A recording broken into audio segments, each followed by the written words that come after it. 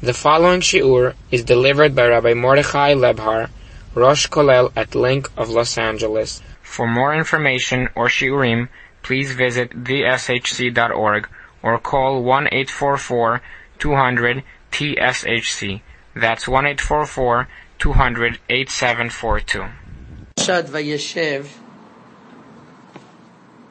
that when Yosef HaTzadik was young and his brothers were jealous of him, so it says in the parasha that his father asked him to look for his brothers. So he goes out and he meets a man. Rashi says this man is Gavriel. And Gavriel tells him, so what are you looking? He says, Et achai anochi mevakesh. My brothers I'm looking for. Hagidana li efo em roim. Tell me where they are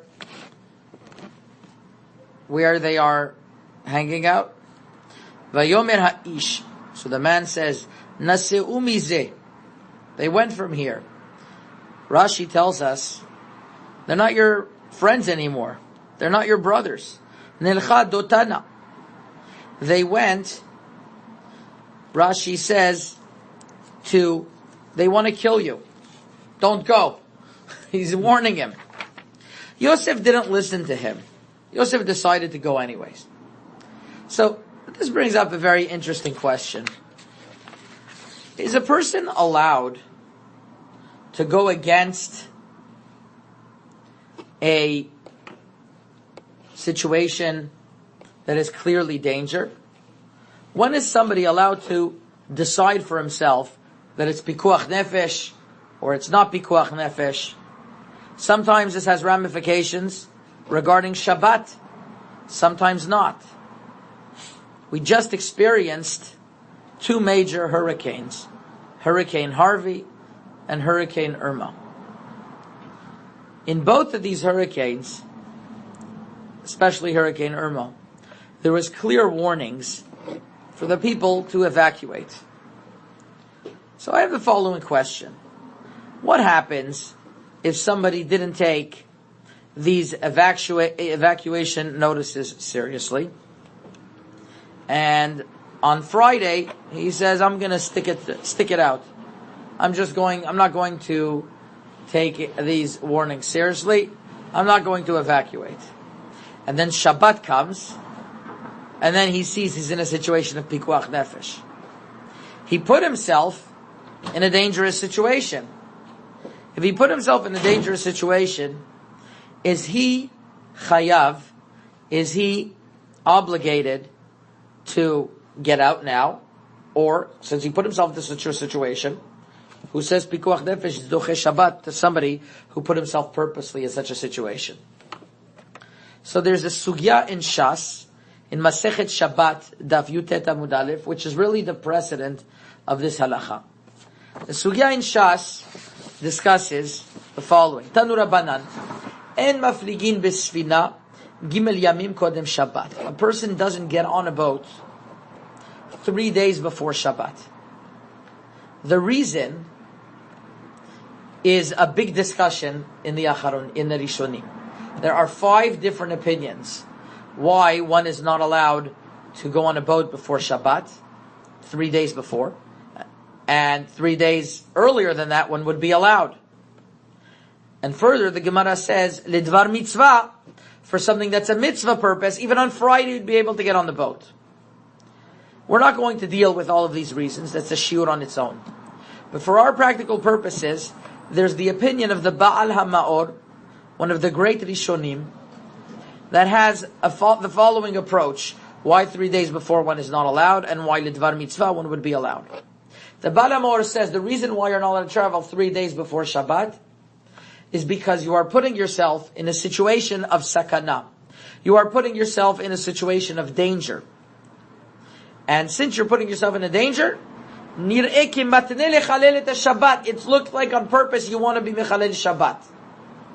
From the Baal HaMaor, it would seem to be that even if you know, he says, Kol she'atid lechalel Shabbat, even though you know 100% that you're going to violate Shabbat, 3 days before you're not allowed, but the 3 days earlier than that, you're allowed to be, even though you know that on Shabbat you'd have to be mechalel Shabbat, seems to be it would be allowed. Furthermore, if for a dvar mitzvah, you'd be able to go on the boat, even though for sure you're going to be mechalel Shabbat. There is a Mari Ben Lev who understands the Bala Ma'or that we weren't sure you're going to be mechalel Shabbat. That's why the Bala Ma'or permitted it. But if you knew for sure you're going to be permitted, you're going to be mechalel Shabbat, you wouldn't be allowed. But if one reads closely in the Bala Ma'or, it does not say that, and the many Acharonim point out that even if you know you're going to be mechalel Shabbat, according to the Bala Ma'or, you would be allowed to get on the boat still. It's a huge ramification, the halacha, that one would be able to get on a boat or an airplane before Shabbat, even though he knows that on Shabbat he is going to have to be mechalel Shabbat. Since he got on before, he's allowed. And there's much discussion about this. But this seems to be a clear proof that even if somebody puts himself into a situation that he wasn't supposed to, because even if a person didn't listen, you're not allowed 3 days before. It would seem to be, it's midirabanan, it's forbidden. Which is why, since it's a dvar mitzvah, you'd be allowed, because on a dirabanan we waive it, on a dvar mitzvah we waive in place of a dirabanan. But if mideoraita, you're not allowed, so why would they permit it all of a sudden lidvar mitzvah? So it would seem to be that if before Shabbat you put yourself into a dangerous situation, on Shabbat you would still be able to be mechalel Shabbat. That's what it seems to be from here.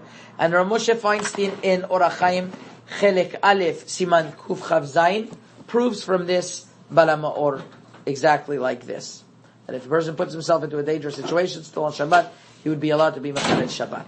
However, the person who asked Rav Moshe Feinstein didn't understand this way.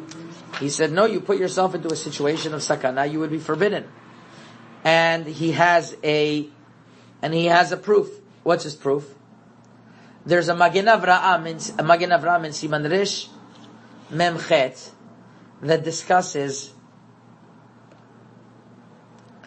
people who willingly got on a boat before Shabbat, and now they have to be mechalel Shabbat. The Magen Avraham says, "V'yesh shemistaknim atzmam," that they put themselves into danger, so that they shouldn't be mechalel Shabbat.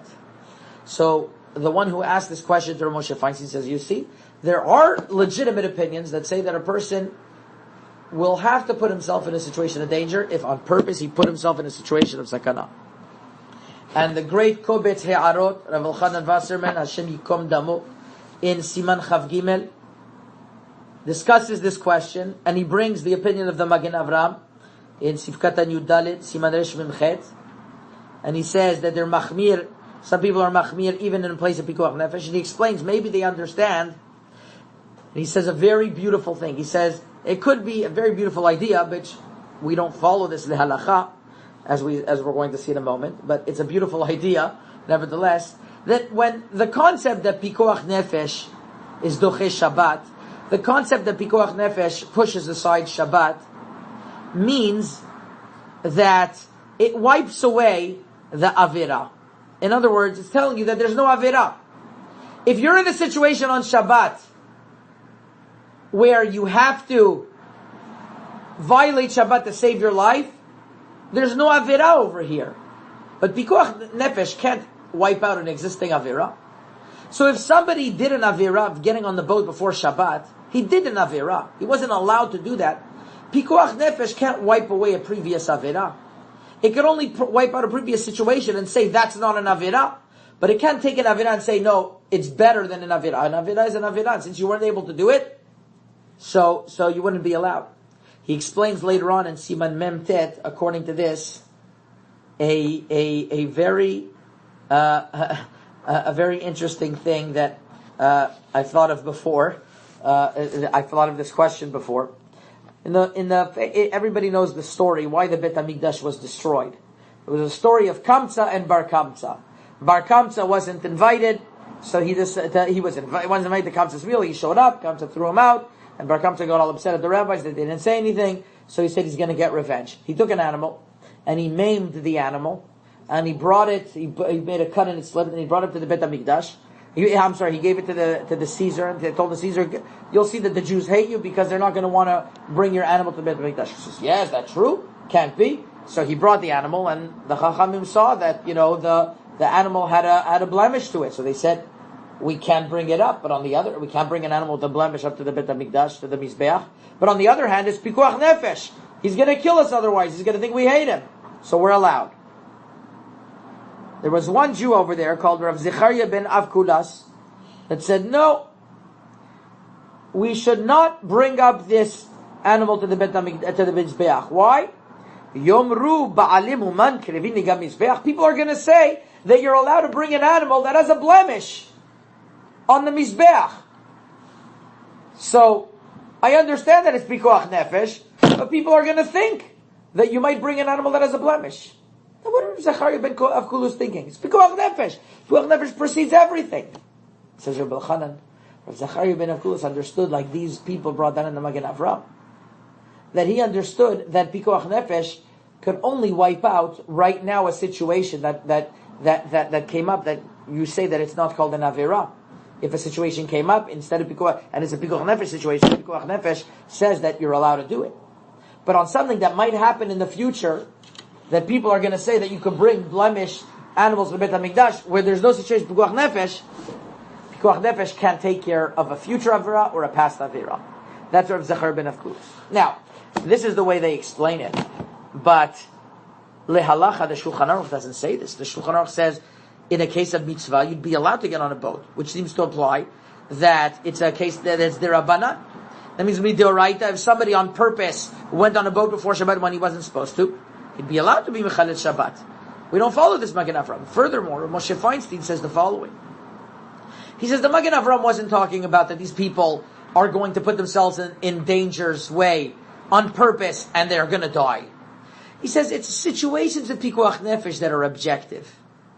And says Moshe Feinstein, in situations of pikuach nefesh that are objective, a person has the right to decide whether he wants to be mechalet Shabbat or not. Because it's not clear cut at all that it's pikuach nefesh. It's not a real safek of pikuach nefesh. There's a case that happened during the 1948 war. This is brought in one of the early newspapers, that they asked the Chazon Ish during the bombing of the Arab armies against the Jews. They asked them in Bnei Brak, people said that they're allowed to shut off their lights and they're allowed to be mechalel Shabbat if the bombs are flying over their head. So they asked the Chazon Ish, what should they do? Should they turn off their lights or not? It was a situation that it wasn't 100% pikuach nefesh or not. So the Chazon Ish answered apparently the following.